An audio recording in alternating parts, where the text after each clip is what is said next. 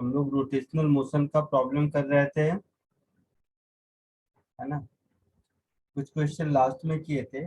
Last वाला question वो किया था जिसमें कि एक स्टेयर में एक रोलिंग ऑब्जेक्ट ऊपर चढ़ता है, याद है। हाँ सर, वही किया था लास्ट टाइम। देख रहा था मैं लास्ट क्वेश्चन कौन सा किया था वो बता। और छोटा सा क्वेश्चन देखो, ये शायद होना चाहिए, देखते हैं। एंगुलर मोमेंटम से रिलेटेड क्वेश्चन है।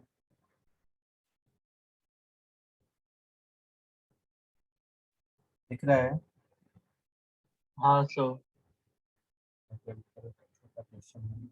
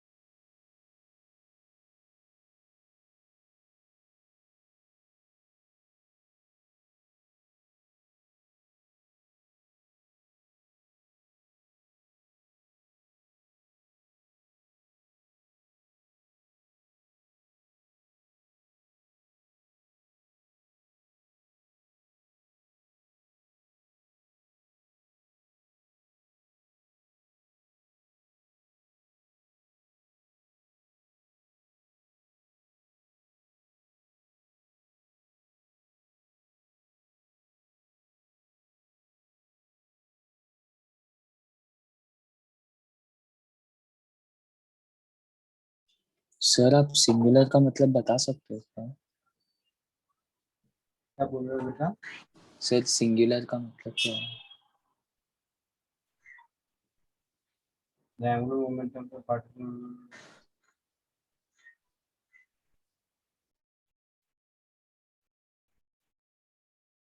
सिंगुलर नहीं, वो एंगल है बेटा, अच्छा अच्छा।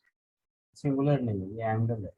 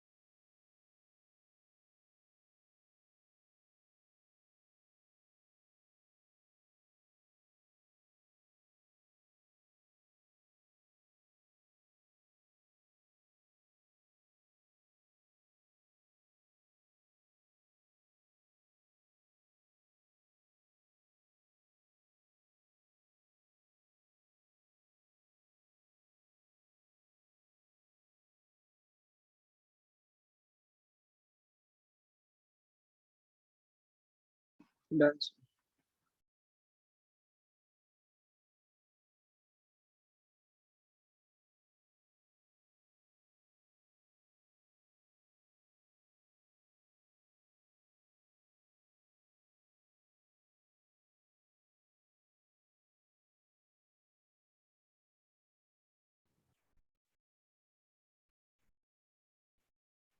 हो गया? हाँ सर। क्या कुछ आंसर आया? सो आंसर है मतलब आया मेरे को 2 into under root A by B into B, मतलब इंटू बी। वेरी गुड, सही आया। और किसी को आया? अलग आया सर। अलग आया, ठीक है, चलो देखो। The angular momentum of a particle relative to a certain point O varies with time as ऐसा कुछ दे रखा है, where A and B are constant vectors और A vector perpendicular है B के। Find the force moment N relative to point O acting on the particle when vector N and M, when angle between N and M is 45 degree। तो थोड़ा इसको समझो, diagram draw कर। ये हो गया ओरिजिन, है ना, जिसके अबाउट मुझे निकालना है, और ये एंगुलर मोमेंटम का इक्वेशन है, AT plus BT square, A plus BT square, ऐसा कुछ। यानी कि ये जो एंगुलर मोमेंटम वेक्टर है, इसका IJ कैप कौन सा है? IJ कुछ लिखा है क्या? नहीं सर, परपेंडिकुलर दिया बट था। हाँ, परपेंडिकुलर है, तो किसी एक को A, XY। किसी एक को B ले लेते हैं। हाँ सर, वैसे। तो मैं मान लो ऐसा कर देता हूँ,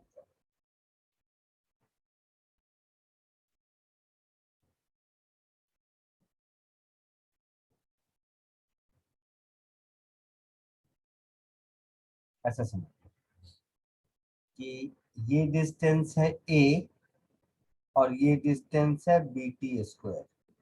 मैग्नीट्यूड तो यही होगा, ये समझ रहे हो? मैग्नीट्यूड यही होगा। हाँ सर। तो M वेक्टर अगर हम ड्रॉ करेंगे एक्चुअल में, तो एक्चुअल में मेरा M वेक्टर ये हो गया मेरा वेक्टर M,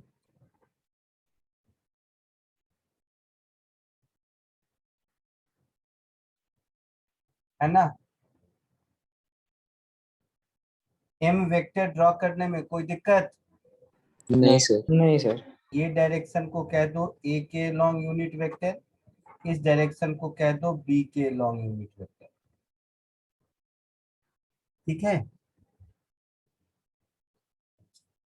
अब दूसरा वेक्टर जो फोर्स मोमेंट है वो N है, यस सर।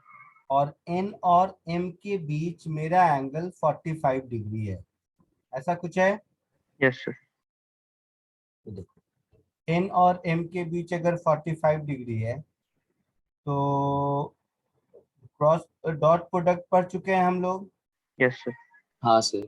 तो डॉट प्रोडक्ट से ऐसा लिख सकते हैं कि cos 45 degree is equal to M vector dot N vector divided by mod of M vector into mod of N vector, ऐसा लिख सकते हैं। सर। Yes sir. श्योर हो सब लोग? Yes sir. तो यहाँ से हम लिख देंगे कि 1/√2 is equal to M vector dot N vector divided by magnitude of M vector into magnitude of N vector. कोई दिक्कत किसी को? No sir. यहाँ तक कोई दिक्कत नहीं।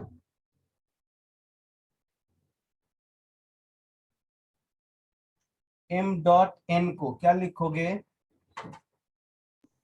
सो एक तो ए वाला तो जीरो हो जाएगा ना, क्योंकि परपेंडिकुलर है। Yes sir. 2b² हो जाएगा। टी हाँ क्यूब। सर। हाँ, 2b² हो जाएगा। सबको ये बात समझ आ रही है? Yes sir. हाँ सर। ये हो जाएगा 2b²t³। सब लोग समझ रहे हो इस बात को कि नहीं? Yes sir. हाँ सर, वो 2BT हो जाएगा। डिफरेंशिएट। का तो yes sir.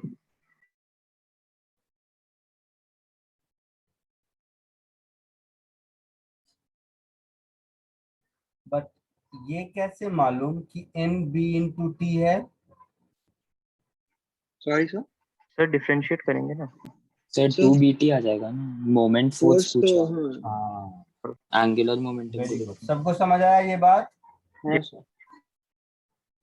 N N vector सबको समझ आया कि नहीं?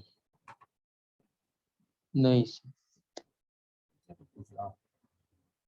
तो ये जो फोर्स का मोमेंट होगा एन, वो क्या होगा? Rate of change in angular momentum,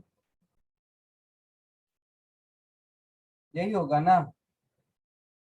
हाँ फोर्स मोमेंट, समझे? हाँ सर। तो ये 2BT हो जाएगा। हाँ तो एन को 2BT और एम को ऐसा ए और बी, या उनको लिख ही देता हूँ, नहीं तो पता नहीं लगता है।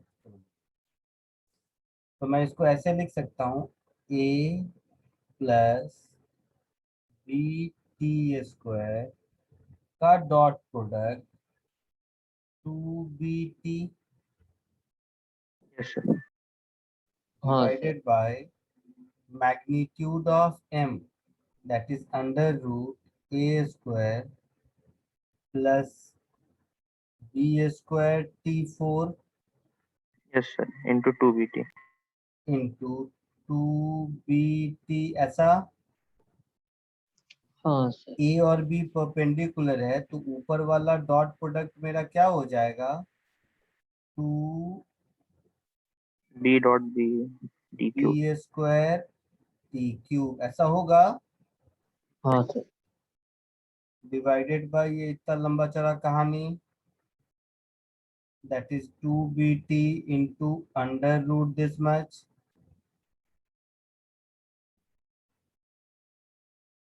होगा ऐसा। तो 2 हाँ एक सर। बी से एक बी, टी से एक टी गया, तो ये हो गया टी स्क्वायर अपॉन ऐसा कुछ। Sir B sir T. BT square. एक बी भी है, हाँ, एक बी भी बचेगा। तो B T square upon A square plus B square T4। कोई दिक्कत किसी को? नहीं। अब क्रॉस मल्टीप्लाई कर दो या होल स्क्वायर कर दो, जो करना है कर लो। समझ रहे हो? Yes sir. तो होल स्क्वायर करके क्रॉस मल्टीप्लाई कर दोगे तो A square B square T4 is equal to 2B square T4। Yes sir. T आ जाएगा सर। हाँ, A square is equal to B square T4, तो टी हो जाएगा शायद root A by B. Under root A by B. Yes मुझे क्या ढूंढना था? 2BT।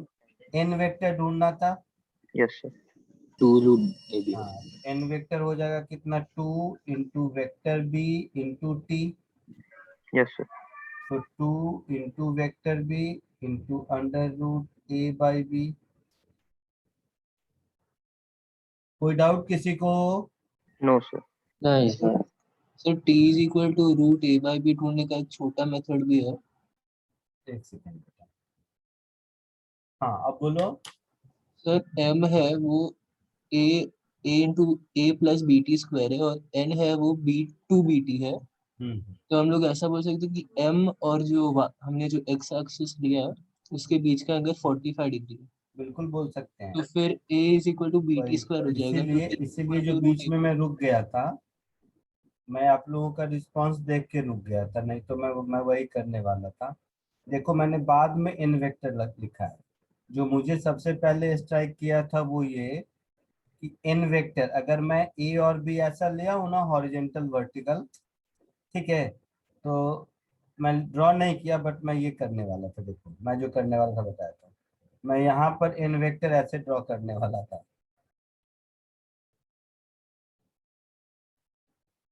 समझ गए कैसे? हाँ सर समझा। हाँ सर यही। और ये एन है और ये है, और 45 डिग्री मतलब ये 45 डिग्री होगा। नहीं समझे?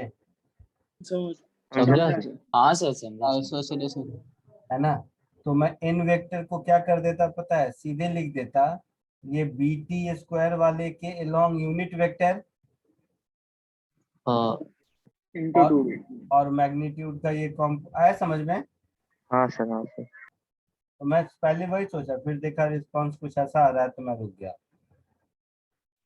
सर मैं बोल रहा था कि ये जो 45 डिग्री है तो उसका tan 45 डिग्री होगा a by B T square. हाँ बेटा मैं वही कह रहा हूँ, देखो ना, सुनो ना, मैं क्या कह रहा हूँ, मैं तुम्हें और छोटा बता रहा हूँ। रुको इसको हटा देता हूँ, फिर ओरली इसको कैसे सॉल्व करते हैं बताता हूँ। अच्छा हाँ सर हाँ। समझा, मैं समझ गया। हाँ, मैं ये कह रहा था कि इसको 45 डिग्री लिख लेता, ये 45 हो गया तो ये 45 हो ही गया, मतलब हाँ सर, ये तो ए बहुत जल्दी हो गया. और बी टी स्क्वायर इक्वल हो गया, हाँ समझा। है ना। समझा सर. ए और बी टी स्क्वायर अगर इक्वल हो गया तो टी यहीं से दिख गया, यस सर। और ये इन फालतू में वेक्टर मैं. और ये इन वेक्टर का magnitude multiplied by B T B के लॉन्ग यूनिट वेक्टर से मल्टीप्लाई ही तो करना है, और सब कुछ करने की जरूरत नहीं होती, समझे। हाँ हाँ सर, फालतू में मेहनत की. तो मैं पहले सोचा, फिर देखा रिस्पॉन्स आप लोग का स्लो है, तो मैंने कहा चलो फंडामेंटल भी बताता हूँ। सर ये सेकंड वाला मेथड नहीं समझा। कोई बात नहीं, फर्स्ट वाला तो पहले लिख लो, एन वेक्टर को छोड़ दो, मैंने ड्रॉ ही नहीं किया एन वेक्टर।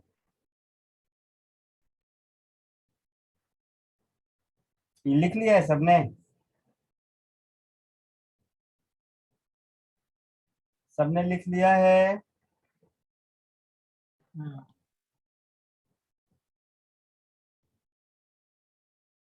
तो देखो तब वो सेकंड मेथड बताता हूँ ओरिजिन।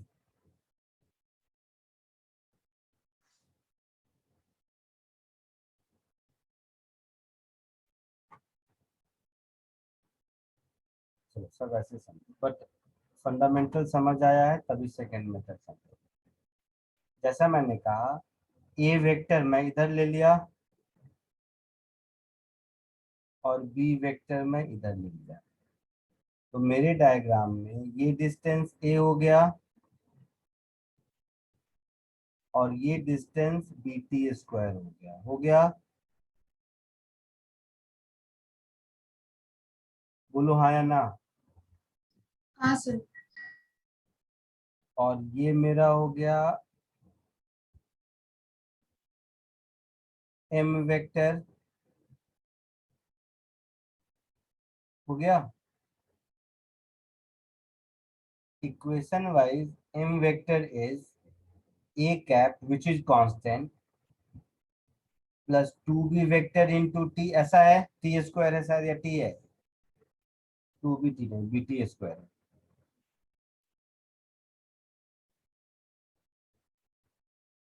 ऐसा है। Yes sir. तो ए अगर कांस्टेंट है तो एन वेक्टर कुछ भी होगा बी वेक्टर के अलोंग होगा,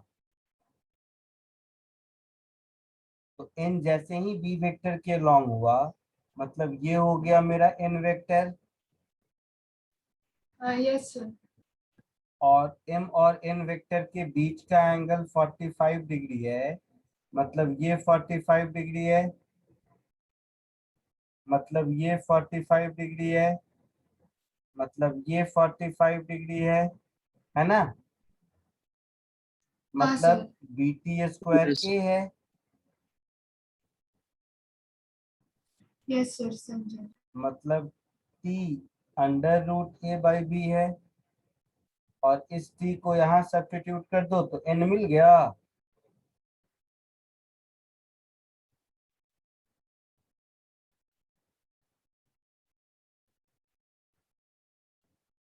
आया समझ में। हाँ सर समझा। Yes sir. आगे बढ़ो।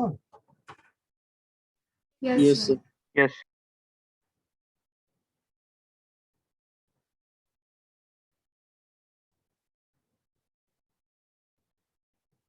ये क्वेश्चन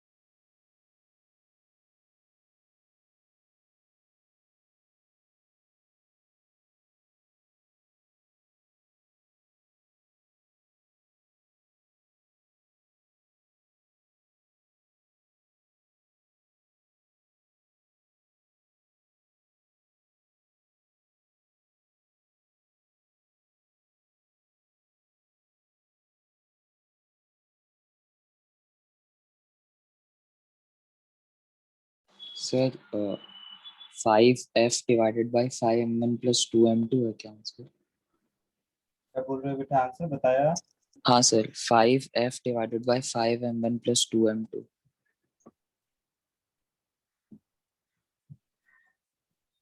नहीं।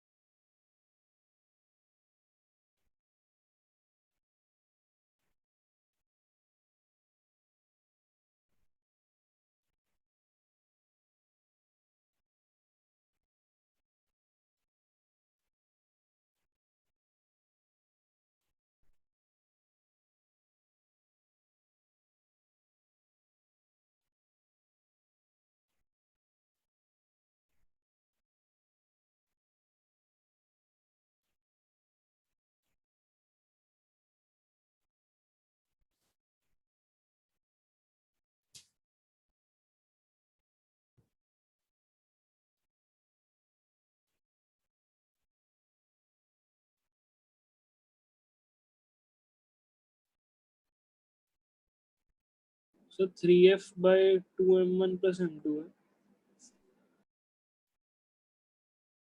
Mhm.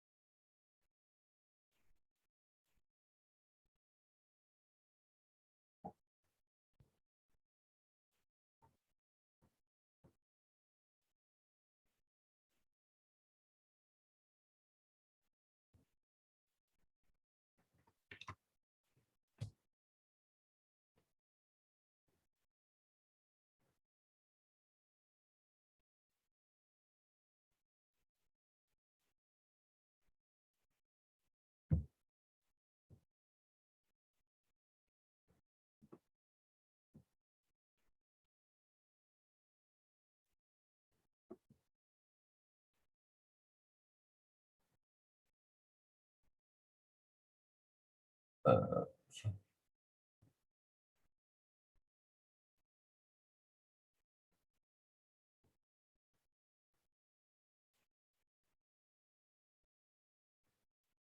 आया कुछ किसी और को? सर बस सर 2 मिनट। वैसे ही आ रहा है 5F टाइप में। नहीं सर, एक 7 जैसा कुछ आ रहा है मेरे को। 2 हाँ मिनट। 7 जैसा कुछ आ रहा है तो ठीक आ रहा है। 2 मिनट। आंसर लिख दूं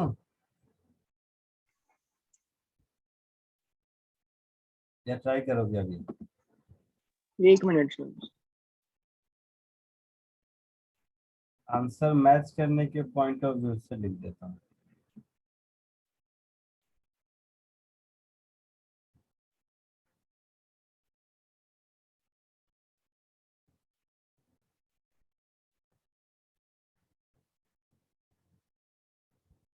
तो इसमें आपको Planck with what acceleration will the plank and center of a sphere move, provided there is no sliding between plank and the sphere.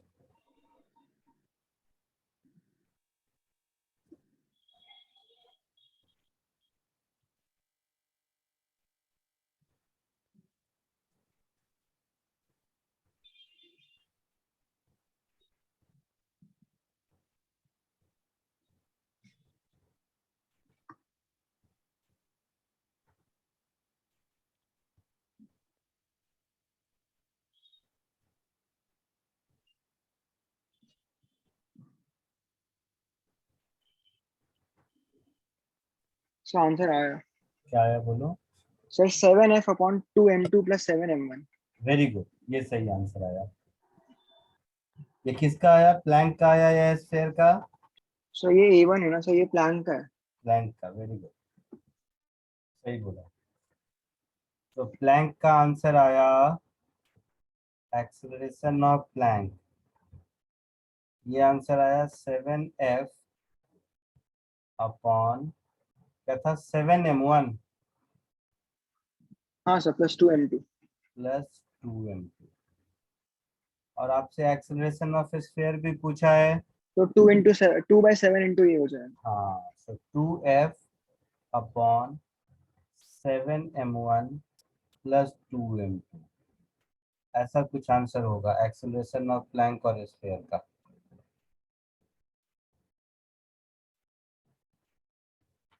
चलो सॉल्व कर दूं या और कोई ट्राई कर रहा है अभी?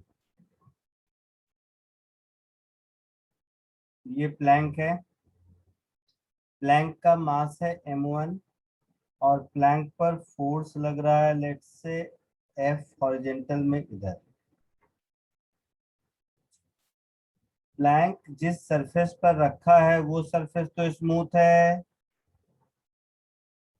हाँ इस प्लैंक के ऊपर एक यूनिफॉर्म स्फीयर है, मतलब सॉलिड स्फीयर है। इस सॉलिड स्फीयर का मास m2 है और ये रोल करता है विदाउट स्लिपिंग, तो ये कुछ आगे भी जाएगा और कुछ रोटेट भी करेगा, ऐसा होगा। तो आगे की ओर स्फीयर का एक्सेलरेशन मान लो a2 है और प्लैंक का एक्सेलरेशन आगे की ओर मान लो a1 है, ठीक है? हाँ सर, उल्टा रोटेट होगा। क्यों उल्टा होगा? मुझे नहीं पता, मैं तो ऐसे बनाऊंगा, उल्टा होगा सीधा होगा देखेंगे। स्फीयर पर इन दोनों का फ्रिक्शन, अगर ये ऐसे रोटेट हो रहा है मतलब स्फीयर पर फ्रिक्शन इधर लग रहा है और प्लैंक पर उतना ही फ्रिक्शन इधर लग रहा है, होगा ऐसा? इस फ्री बॉडी डायग्राम में फोर्स के डायरेक्शन में कोई प्रॉब्लम है किसी को?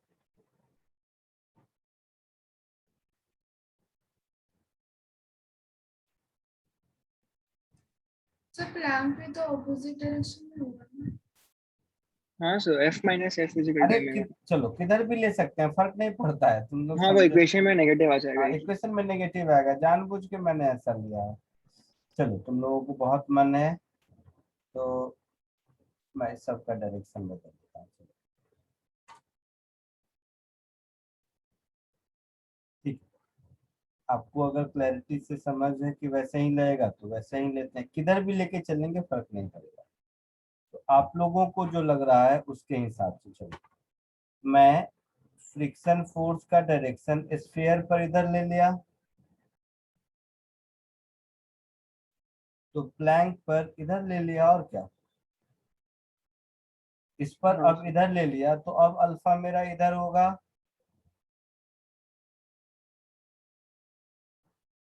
होगा। हाँ यस। सर।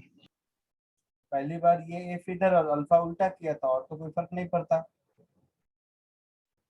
अब मैं प्लैंक का इक्वेशन ऑफ मोशन लिखता हूँ, तो F minus friction is equal to m1 a1। कोई दिक्कत नहीं, कोई दिक्कत किसी को? नहीं स्फीयर का अगर लिखूंगा तो friction F into radius are,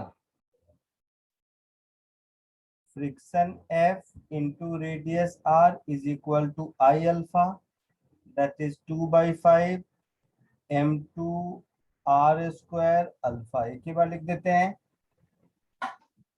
Yes. तो यहाँ से मुझे फ्रिक्शन एफ मिल गया, ये क्या कर दिया मैंने, Graph alpha. हाँ आर कट करना था तो मैं अल्फा कर दिया, ये आर और ये ऐसे। तो यहाँ से मुझे मिल गया friction F is 2m2 r alpha upon 5। ये हो गया इक्वेशन 2। Yes, sir. यस, इसको m2 a2 से इक्वल। अब मुझे ये बताओ, इसको अगर ये प्योर रूलिंग में है, मतलब स्लिप नहीं कर रहा है, हाँ सर। यस सर, स्लिप ये नहीं कर रहा है, तो अल्फा में और आर में क्या रिलेशन होगा? R alpha is equal to A2. एक सेकंड। तो इस पॉइंट का एक्सीलरेशन a1 इधर होगा प्लैंक की वजह से, Yes. Yes sir. समझ रहे हैं? Yes, sir. यस। और इस स्फीयर का एक्सीलरेशन इधर की ओर अगर a2 है, अगर क्या मतलब f इधर ही a2 है, तो a2 सेंटर ऑफ मास का एक्सीलरेशन, और r अल्फा,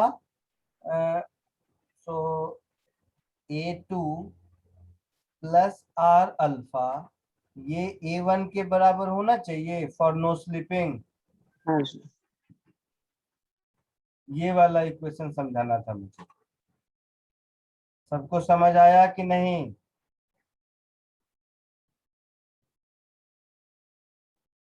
हाँ sir. पॉइंट ऑफ कांटेक्ट पर स्फीयर का एक्सीलरेशन और प्लैंक का एक्सीलरेशन सेम होना चाहिए। तो स्फीयर का तो a1 है राइटवर्ड, प्लैंक का क्या होगा, ट्रांसलेशन की वजह से a2 राइटवर्ड और रोटेशन की जगह से r अल्फा राइटवर्ड। समझे? हाँ सर।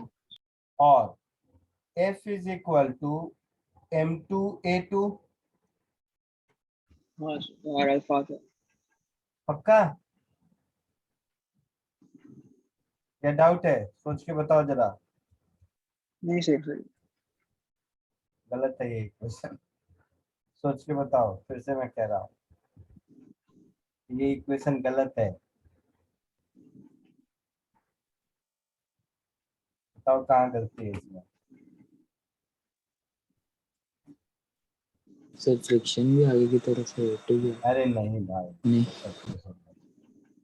ये जो मैंने a2 लिखा है, ये a2 तो ग्राउंड के रेस्पेक्ट में लिखा है ना।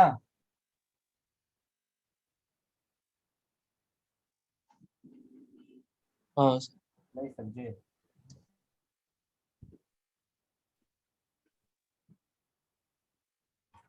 समझे कि नहीं? हाँ सर समझा। तो फिर ये A2 तो ग्राउंड के रेस्पेक्ट में होगा, Yes, sir. हाँ सर। और ऊपर जो मैंने A2 प्लस R अल्फा लिखा है वो ग्राउंड के रेस्पेक्ट में है या ऊपर वाले स्फेयर के रेस्पेक्ट में है? सोच के बताना, जल्दबाजी कुछ नहीं है, कोई जल्दबाजी नहीं, समझो इस बात को कि कहाँ कहाँ तो गलती हो सकती है। स्पीयर की रिस्पेक्ट में ना, ग्राउंड रिस्पेक्ट में तो हो ही नहीं सकता।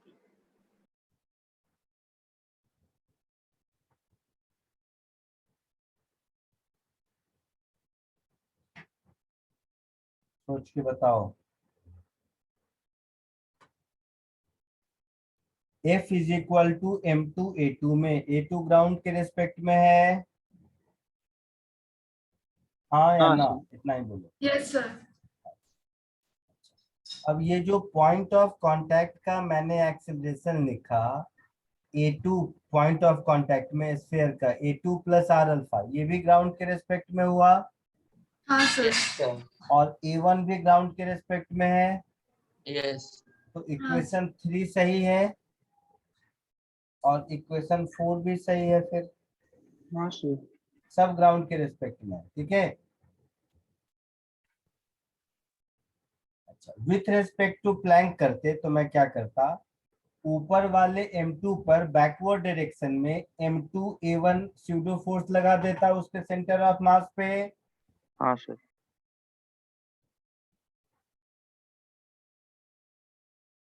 नहीं कोई बात नहीं, ये चारों इक्वेशन को सॉल्व करेंगे तो A1 A2 मिलेगा। यस सर होता।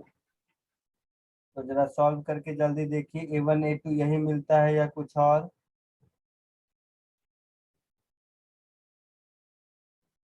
जल्दी से सॉल्व करके आंसर तक पहुंच जाओगे, कंफर्टेबल लगेगा तो इसी क्वेश्चन को प्लैंक के रेस्पेक्ट में भी सॉल्व करके देख सकते हैं, खैर वो खुद भी देख सकते हो, उसमें शायद मुझे बताने की जरूरत नहीं है।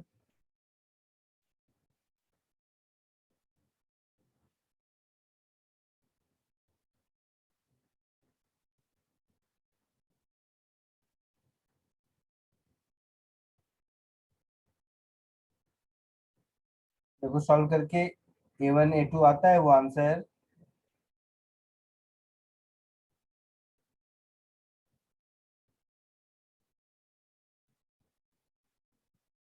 समझ कर लिख लो, आ जाए आंसर तो बताना, फिर आगे बढ़ेंगे।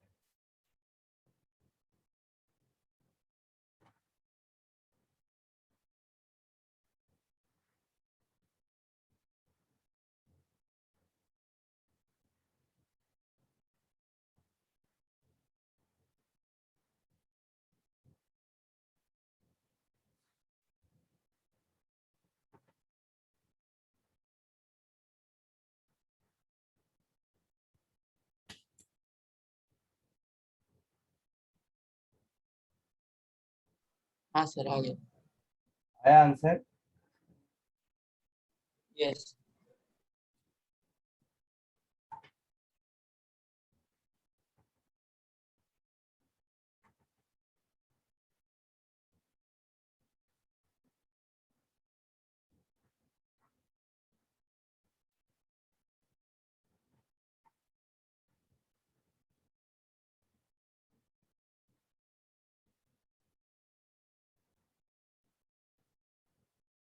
आगे बढ़ो, Yes sir. सबका हो गया, आगे बढ़ो। हाँ सर। एक अच्छा क्वेश्चन देता हूँ, अगर पहले कराया होगा तो बता देना, अदरवाइज ये क्वेश्चन अच्छा है, देखने से ही पता चल जाएगा, पहले कभी मुझे क्यों ना क्यों लगता है कि अभी रिसेंटली किसी को कराया है, ये कराया है क्या, देखो तो, नहीं sir. पक्का?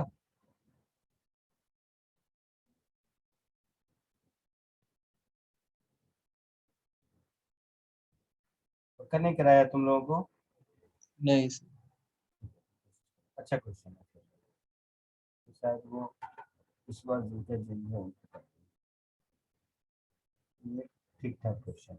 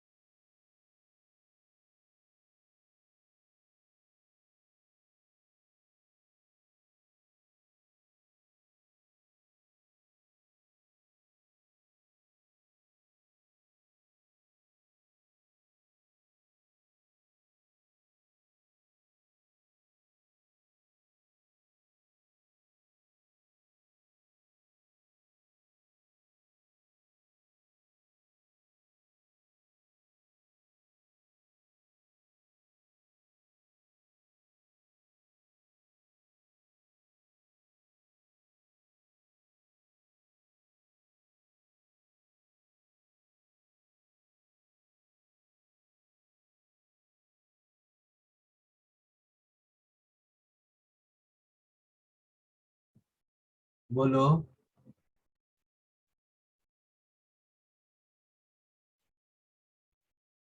डरो मत, क्वेश्चन इजी है। मतलब स्टार मारा है क्योंकि थोड़ा सा अनकन्वेंशनल टाइप है और कुछ नहीं। अदरवाइज क्वेश्चन इजी है, क्वेश्चन डिफिकल्ट नहीं है। कुछ आइडिया लग रहा है या मैं कर दूं, जैसा बोलो। सर एनर्जी कंजर्वेशन करना है शायद। एनर्जी भी कंजर्व होगा और एंगुलर मोमेंटम। हाँ वो सब तो ठीक है, बट मतलब कुछ लग रहा है कि सॉल्व होगा या मैं बताऊं।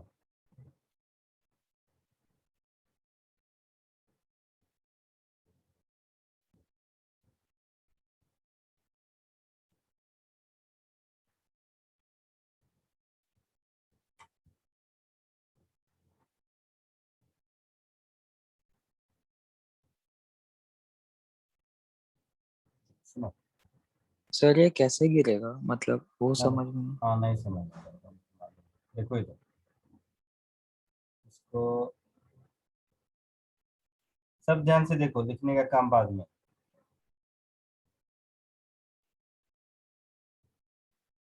सर और कहाँ से बनाऊंगा, अच्छा, इससे बताओ कहाँ से।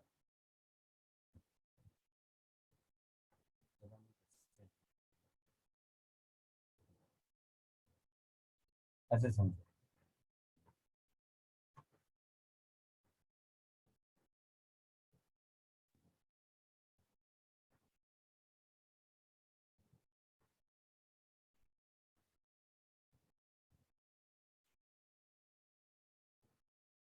ये रॉड जब यहाँ पर टकराया तो ये इसका centre of mass yes sir. है ना। तो यहाँ से टकराने के बाद ये ऐसे रोटेट करेगा। Yes, sir. बोलो हाँ पक्का। Yes, sir. Yes sir. तो टकराने के बाद इस सेंटर ऑफ मास की वेलोसिटी ऊपर आ जाएगी। सर रॉड दूसरे साइड से भी तो नीचे टकरा सकते हैं। सुनो तो सही, यहाँ तक ए टू बी का जो ओरिएंटेशन है ये तो ऐसे ही गिरेगा ना अभी। इसका ओरिएंटेशन क्यों चेंज होगा।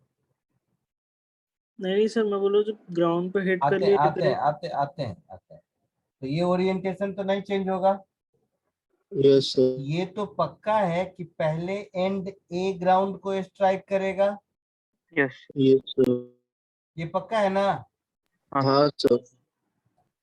तो एंड ए जैसे ही स्ट्राइक किया, क्वेश्चन में लिखा है ना कि ये कोलिजन इलास्टिक है।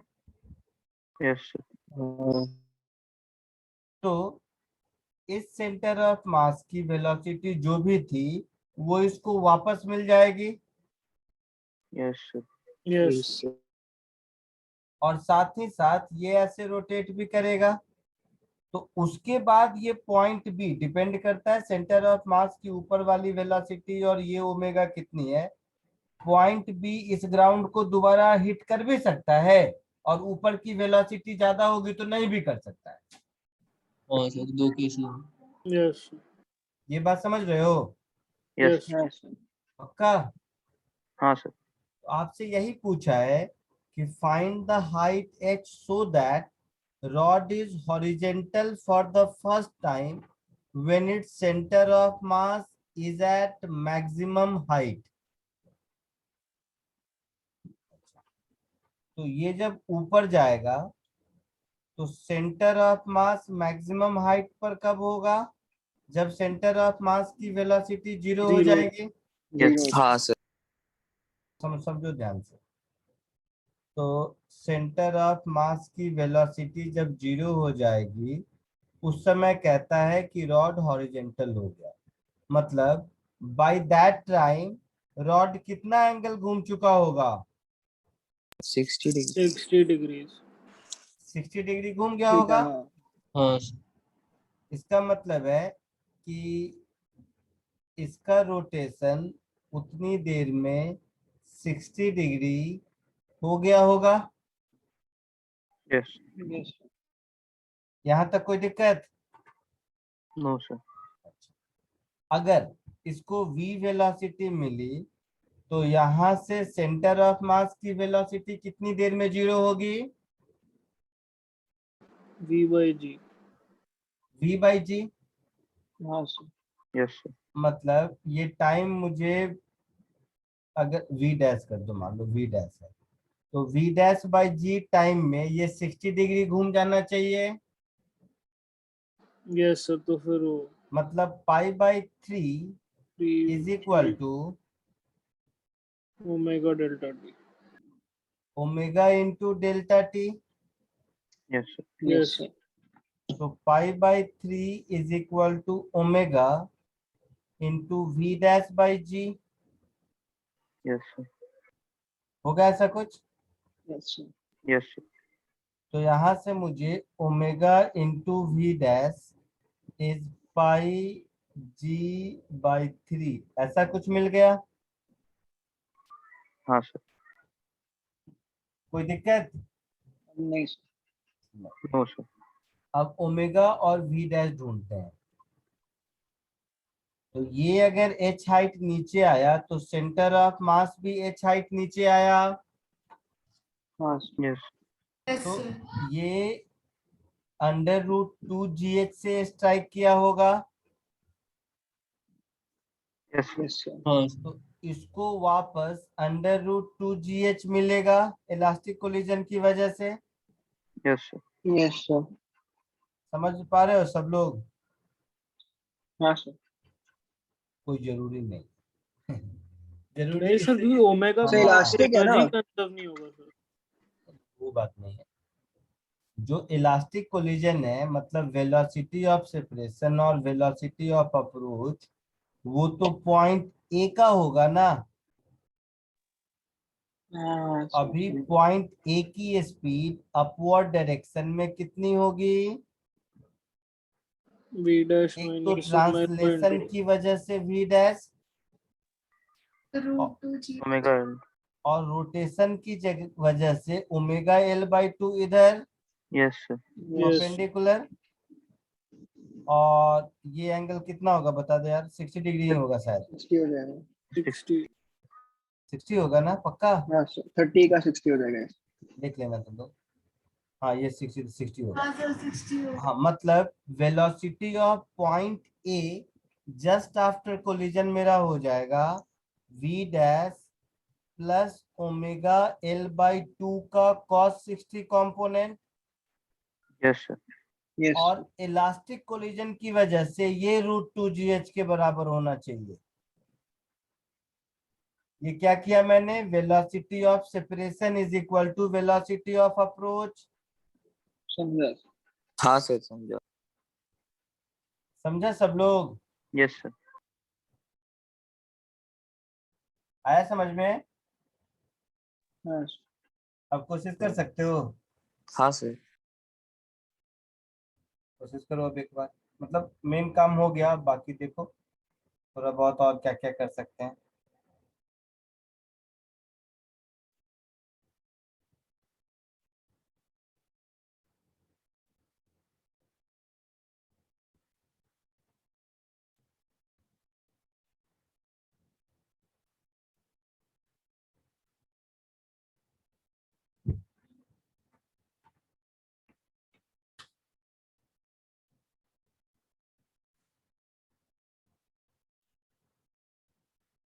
लिखा भी है ब्रैकेट में, assume B does not strike the ground, क्योंकि इस प्रोसेस में जब तक कि centre of mass maximum height पर पहुंचता है उससे पहले अगर B ग्राउंड को स्ट्राइक कर गया फिर तो कुछ और होगा।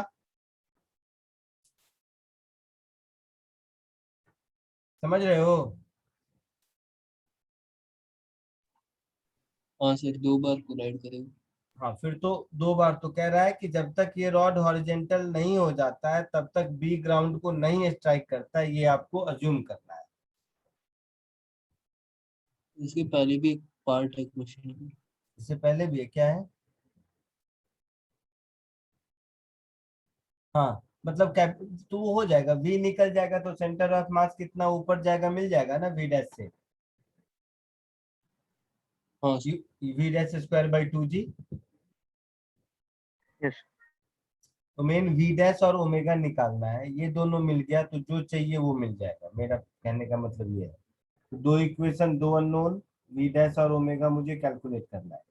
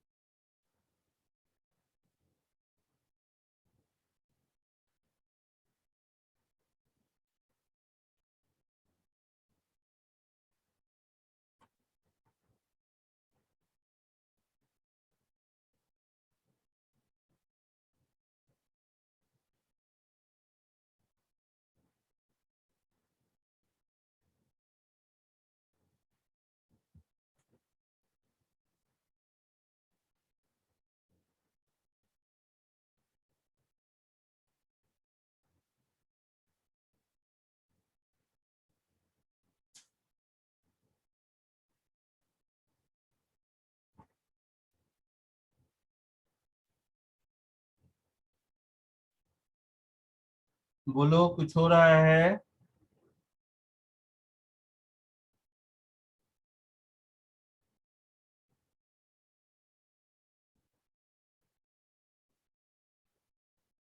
बोलो। और क्या, और कुछ, और कोई क्वेश्चन चाहिए या इतने से काम चलेगा?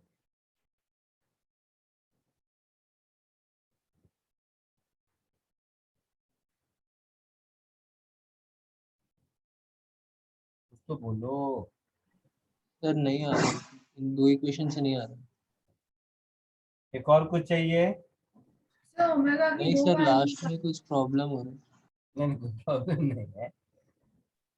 सर एक्चुअली मुझे ओमेगा की दो वैल्यूज आ रही है, दो पता values आ नहीं। रही हैं। अच्छा, पहले एक बात बताओ, मुझे चाहिए क्या? मुझे चाहिए वी डैश चाहिए और ओमेगा चाहिए, हाँ सर। और एच भी तो नहीं मालूम है, एच भी तो ढूंढना है। Yes, sir. एच ही ढूंढना। एच ही ढूंढना है मुझे, सच दैट ये जो कंडीशन हमने लिखा है इक्वेशन 1 में वो मीट करे, Yes. है ना? और वी डैश 0 हो जाएगा मैक्स पे। नहीं यार, वी डैश क्या जीरो होगा?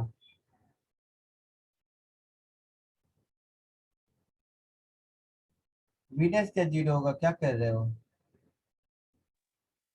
सो जो मैक्सिमम हाइट पे जाएगा तो अरे तो वो सब करने के बाद ही तो काइनेमेटिक्स लगा के डेल्टा टी का वैल्यू लिख चुके हैं। इनिशियल वेलोसिटी वी डैश है तो यहाँ पहुंचने में टाइम वी डैश बाई जी लगेगा, हाँ हाँ सर समझ। उतने टाइम में इतना, तो वो थोड़ा ना करना है अपने को कुछ। अब अपने को एक और इक्वेशन चाहिए, ये कहानी है, ठीक है? Yes, sir. तो मुझे खाली ये बताओ एक और इक्वेशन क्या हो सकता है?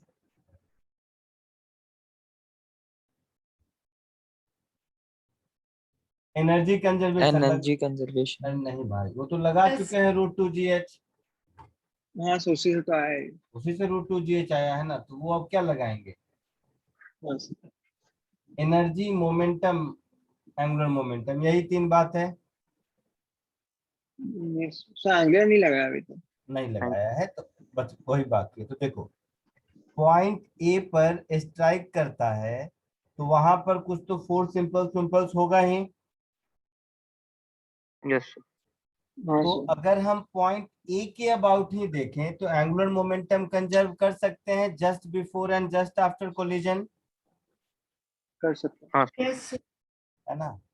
तो अब एक तीसरे इक्वेशन के लिए वो लगा दो, applying law of conservation of angular momentum, किसके अबाउट? अबाउट पॉइंट ए, किसी और के अबाउट नहीं होगा, समझ रहे हाँ हो? सर।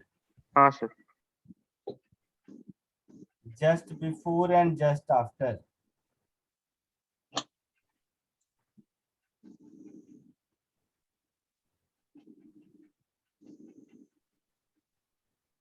ऊपर का सब लोग लिख चुके हो? Yes, sir. हाँ हाँ सर।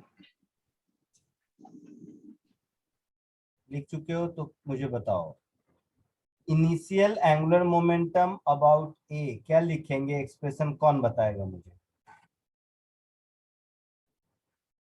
बिफोर कोलिजन, जल्दी।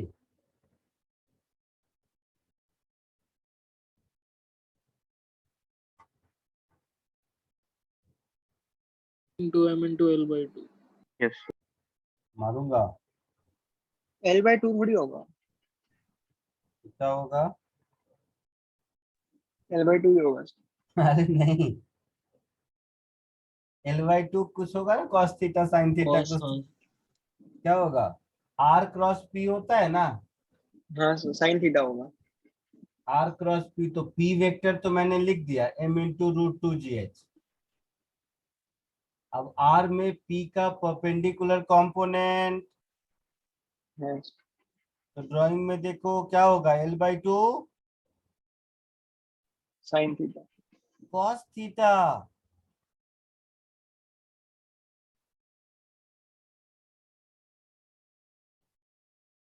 हाँ sir cos theta.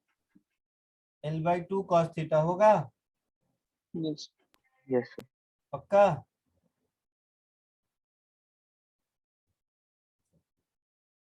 Final momentum after collision about point A, ये बताओ।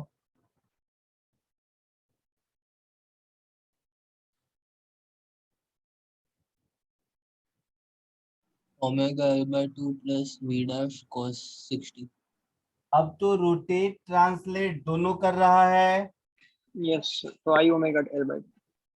अब तो रोटेट ट्रांसलेट दोनों कर रहा है। Yes sir. ये सर एक आई ओमेगा आएगा फिर। हाँ, तो क्या होगा? प्रॉपर एक्सप्रेशन बताओ, मैं नहीं बताने वाला।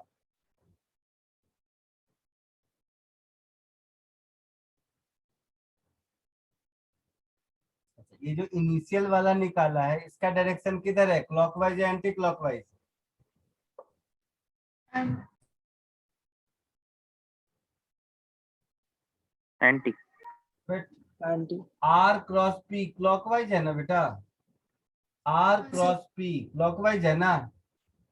अरे हाँ, यस सर, यस। तो फाइनल को हम क्लॉकवाइज ही लिखेंगे तो ठीक रहेगा। हाँ. अच्छा, तो क्लॉकवाइज लिखेंगे, ध्यान से सुनना सब लोग। तो आई ओमेगा का टर्म क्लॉकवाइज होगा। डायग्राम देखो अपने अपने नोटबुक में, यस सर, कहूँ। होगा। हाँ. Yes. अच्छा, but m into V dash into L by 2 cos theta, ये अब एंटी क्लॉकवाइज होगा। Yes sir. समझ रहे हो? हाँ सर। सब लोग समझा इस बात को? हाँ. हाँ सर, हाँ। तो फाइनली मैं ऐसे लिख देता हूँ, देखिए बार में, m l square by 12 into Sir, omega. about A है ना? Sir, about A ले रहे थे 3 होगा. अरे तुम लोग सब भूल गया, फिर मारूंगा मैं। R cross P plus I omega में आई सेंटर ऑफ मास के अबाउट हाँ होता हाँ सर, है। हाँ सर, हाँ सर. हाँ सर। Sorry sir.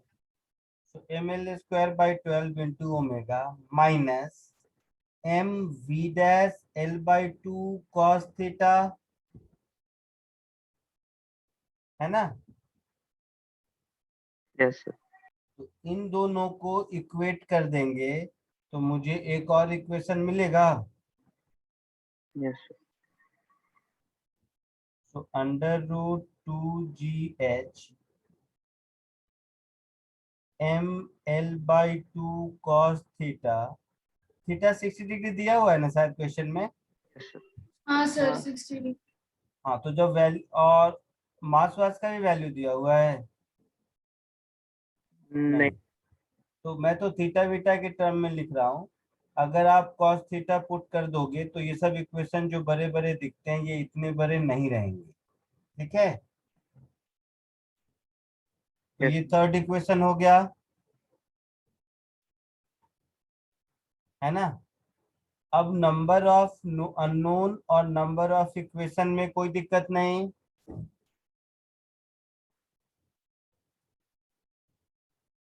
नहीं सर. तो कोशिश करो आप। अच्छा क्वेश्चन था, टाइम लगेगा लगेगा, कोई दिक्कत नहीं, बट अच्छी चीज सीखते हैं ना।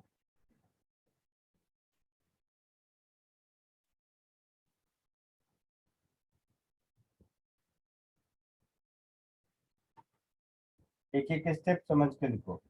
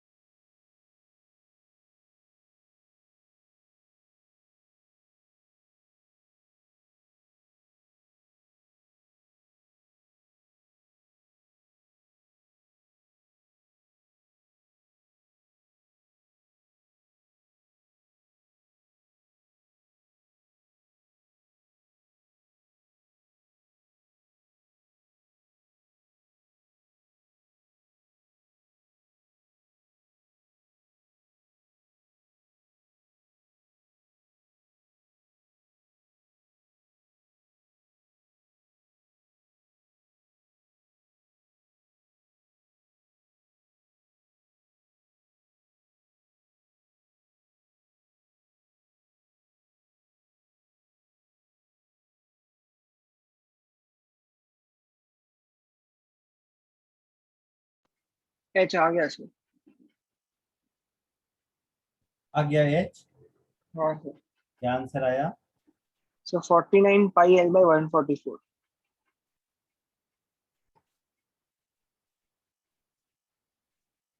हाँ, 49 पाई एल अपॉन 144।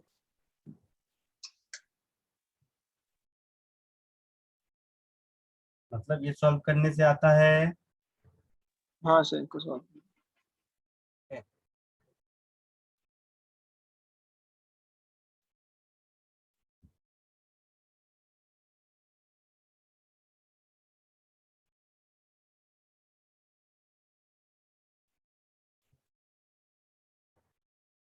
कितना बताए? 49 पाई एल बाय 144।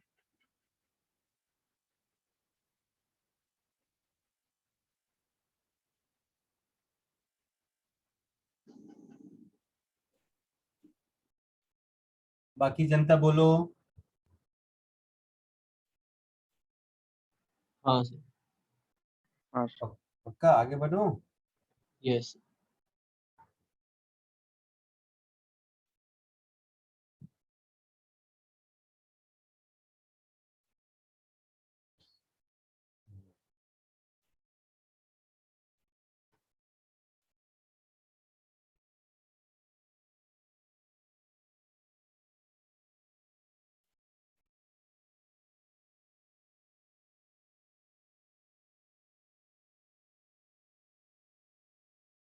एक ये क्वेश्चन है, ये थोड़ा सा हटके, शायद आपके बुकलेट में हो, शायद, मुझे याद नहीं हो सकता है।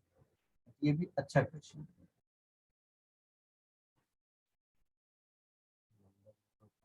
फोर्थ,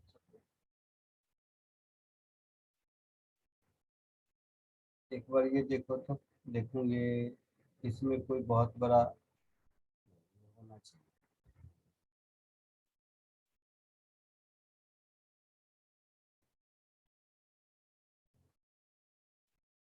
रोटेशन, फ्रिक्शन, काइनेमेटिक्स सब मिला के ये एक अच्छा क्वेश्चन है क्या बुकलेट में? ये किया है पहले?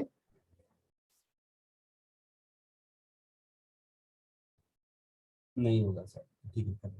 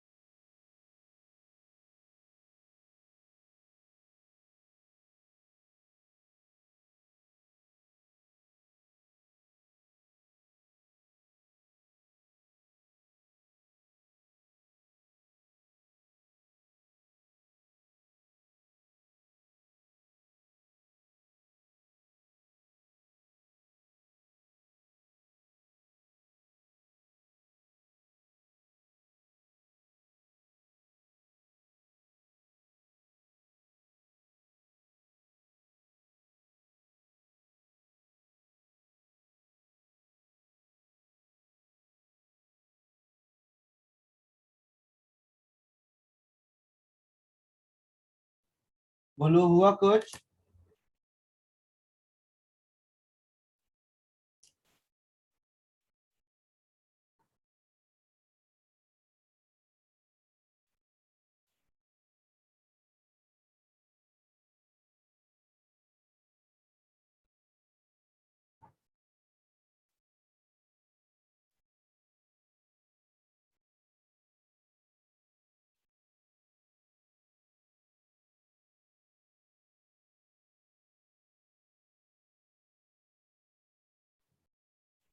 कुछ आइडिया लग रहा है क्या करना है? बोलो, बोलो तो सही। इंटीग्रेट करना पड़ेगा। हाँ इंटीग्रेट तो ठीक है। एक तो जो बी में नीचे ब्लॉक है फंसा हुआ, इसका खुद का वेट होगा, हाँ सर। बी का मास दिया है यस सर 2.5 2.5 kg, तो ये 25 न्यूटन इसका वेट हो गया। और इस पर नॉर्मल रिएक्शन कुछ ऊपर लगेगा, यस सर। ये नॉर्मल रिएक्शन, और ये जो ऊपर वाला ब्लॉक ए है वो भी तो इस पर फोर्स लगाएगा कुछ, यस। समझ रहे हो कि नहीं? हाँ सर। पक्का? हाँ तो ये ऊपर वाले ब्लॉक पर जितना फोर्स लगाएगा, ऊपर वाला ब्लॉक इस पर उतना ही फोर्स नीचे लगाएगा। Yes sir. ठीक है, तो ऊपर ये ऊपर वाले ब्लॉक पर मान लो एन फोर्स ऊपर लगाया, तो ए बी पर उतना ही एन नीचे लगाएगा, है ना? और जो ग्राउंड है वो बी पर ऊपर फिर फोर्स लगाएगा। नहीं समझे? तो एक काम करता हूँ, बहुत ज्यादा फोर्स इसमें हो जस्ट गया है, एक मिनट कोई बात नहीं। मैं केवल बी का फ्री बॉडी डायग्राम देखता हूँ। तो बी पर क्या होगा? बी पर इसका खुद का वेट 25 न्यूटन नीचे, बी पर A force let, it be F A ए बी बोल देते हैं ऐसा, यस सर। और नीचे वाला ग्राउंड उस पर फोर्स लगाएगा एन ऊपर, इस पर ये फोर्स एफ बाहर पुल कर रहा है, यस सर। और फ्रिक्शन भी और फ्रिक्शन इधर पीछे। इस फ्रिक्शन का वैल्यू म्यू इंटू एन के बराबर होगा, हाँ सर। और म्यू 0.3 है तो कम लिखना पड़े इसलिए पहले ही लिख देता हूँ, 0.3 है ना, तो 0.3 इंटू 25 प्लस एफ ए बी, ऐसा कुछ फ्रिक्शन हो जाएगा। Yes sir. और ये एफ कितना है? तो 400 न्यूटन का है। ठीक है, अब ये एफ ए बी मिल जाए तो हमारा काम चलेगा। ठीक है, ठीक है। Yes sir. ठीक है। अब ब्लॉक ए को ध्यान से देखो, पॉइंट सी यहाँ पर तो हिंज्ड है, यस सर। ब्लॉक सी का ब्लॉक ए का mg नीचे लग रहा होगा, हाँ sir. That is 250 Newton. Yes sir. और किसी मोमेंट पर जब ये x डिस्टेंस पर है, यहाँ पर आ गया x डिस्टेंस आगे, तो यहाँ से x डिस्टेंस दूर ये एफ ए बी लग रहा होगा। हाँ सर। तो पॉइंट सी के अबाउट टॉर्क बैलेंस करोगे, ध्यान से सुनो सब, बहुत बढ़िया क्वेश्चन है। तो टॉर्क बैलेंस से मैं ऐसा लिखूंगा, F A B into 3 plus X is equal to 250 into 3। Yes sir. तो एफ ए बी मुझे एक्स का फंक्शन मिल गया। हाँ यस। हाँ सर। तो एफ ए बी मुझे एक्स का फंक्शन मिल गया, तो ये हो गया। अब 400 माइनस दिस, नॉर्मल काइनेमेटिक्स लगा देंगे तो एक्सेलरेशन एक्स का फंक्शन मिल जाएगा। Yes sir. और एक्सेलरेशन x का फंक्शन मिल जाएगा, तो स्पीड मुझे x का फंक्शन चाहिए Yes. और उस x को 1.5 पुट कर देना है। Yes, sir. समझे आप लोग? हाँ सर समझे। हाँ सर समझा। तो मैं इस पूरे इक्वेशन को एक ही बार में ऐसे लिख देता हूँ, v into D V by D X, ये एक्सेलरेशन हो गया, हाँ सर। हाँ इंटू मास, तो 2.5 भी लिख देता हूँ इधर। This is equal to 400 minus 25 into 0.3, 7.5 Yes, sir. Minus F A B, और ये एफ ए बी यहां से सब्स्टिट्यूट कर देना है। समझ रहे हो कुछ कि नहीं? हाँ सर अभी हो जाएगा। हाँ सर, हाँ सर। तो 400 माइनस 7.5 प्लस मैम, 0.3 भी मल्टीप्लाई होगा ना? कहाँ बेटा? एफ ए जीरो बी में, पॉइंट हाँ थ्री एफ ए भी होगा ना? हाँ हाँ हाँ, Yes, होगा sir. होगा, बिल्कुल होगा, बिल्कुल होगा। तो यहाँ से मुझे V D V by D X, ये 400 माइनस 7.5 कितना होगा? 392.5।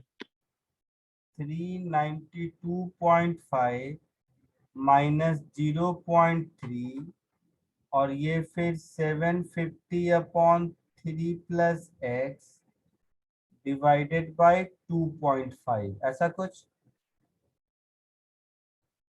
तो थोड़ा इसको ठीक कर दो, ये आसान हो जाएगा। तो मैं इसको ऐसा लिख देता हूँ, 3925 upon 25 Yes. Minus 3 upon 25 into 750 upon 3 plus x, है ना? तो Yes. ये 30 हो जाएगा शायद। Yes, sir. ये कितना होगा? 157 57 157। अब शायद हो जाएगा 157 minus 90 upon 3 plus X is V D V by D X. ठीक है? Yes, sir.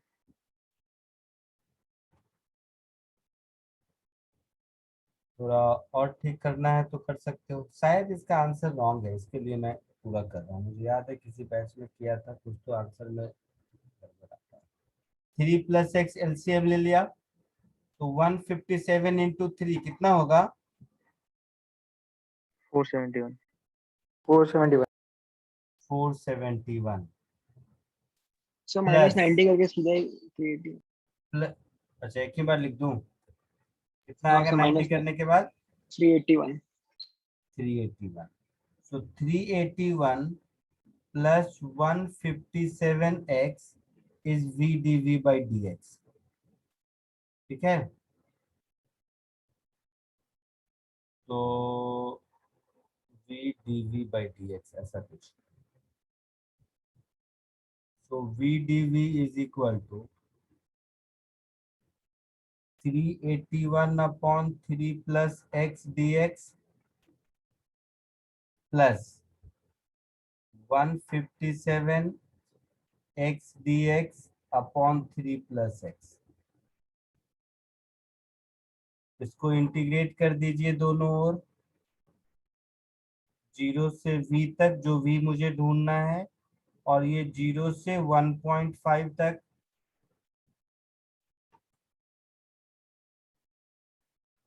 ऐसा होगा? Yes, sir. हाँ सर। सॉल्व हो जाएगा?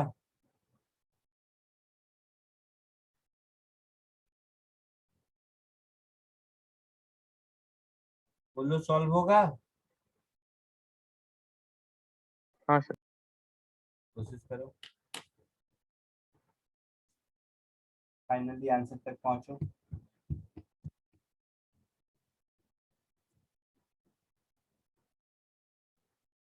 मेन पार्ट था इसमें वो एफ ए बी कैलकुलेट करना, जो एक्स का फंक्शन है, बाकी तो मैथ्स है।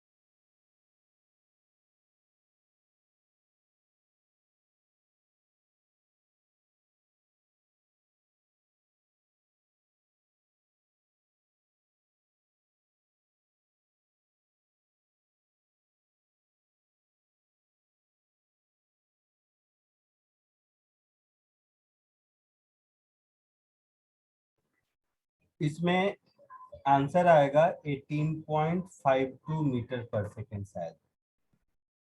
आंसर दिया है।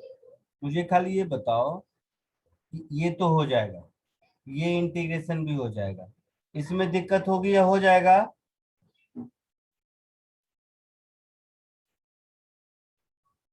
कैसे होगा सर? ये वाला इंटीग्रेशन होगा? सर डाउटफुल लग रहा है। Doubtful लग रहा है। क्यों? सर सब्स्टिट्यूशन करके कर सकते हैं। कैसे? वो 3 + x को u मान के फिर x को u - 3 मान के ऐसा। तो बात तो एक ही होगी, u-3 लेगा तो भी फर्क क्या पड़ा उससे?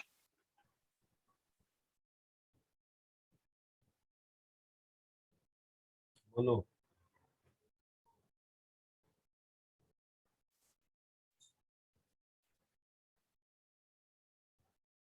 सर नहीं तो 157 माइनस 90 अपॉन 3 प्लस एक्स से उधर ही इंटीग्रेट कर ये भी देते, कर सकते हैं। हाँ जल्दी हो जाएगा।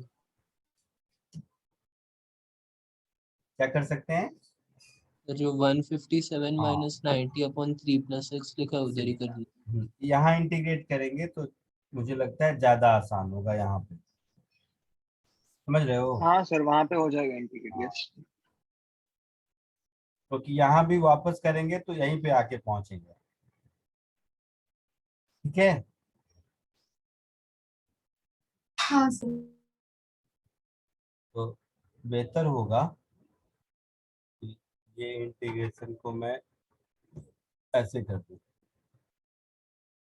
इधर v²/2, इधर 157x एक ही बार में, इधर -90, समझते रहना तुम लोग, इधर अभी हो गया। ln x + 3, तो x 0 पुट करोगे तो 3, और नहीं पहले तो 1.5 पुट करेंगे ना, यस सर। तो सर 4.5 4.5/3, समझ रहे हो? यस सर 3/2 आएगा। और ये भी हो जाएगा मेरे हिसाब से 157 इंटू 1.5 माइनस 90 ln 1.5, ln 1.5 शायद दिया है ऊपर। हाँ सर क्या दिया वो देखना है एक बार। 0.4 ऐसा कुछ दिया। 0.4 कुछ दिया होगा ऊपर, 0.41। देखो ना 0.41 दिया है ना, हाँ सर अब तो कुछ नहीं होता। तो अब तो चिंदी हो गया। 157 इंटू 1.5 माइनस 90 इंटू 0.41। मैं सॉल्व करने में इसलिए लगा हुआ हूँ क्योंकि मुझे पता नहीं क्यों ऐसा लग रहा है किसी एक क्लास में किया था तो इसका आंसर मैच नहीं किया था शायद, एक बार श्योर नहीं हूँ, इसीलिए जल्दी से सर मुझे अप्रोक्सीमेटली 20 आता है। सॉल्व करके एक बार बताओ ना। 19.9 के आसपास आता है।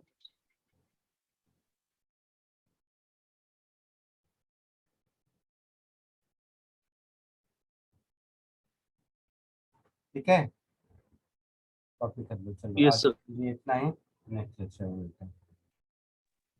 Bye sir, good night. Bye, sir. Good night, sir. Sir thank you sir. हाँ, thank you, sir.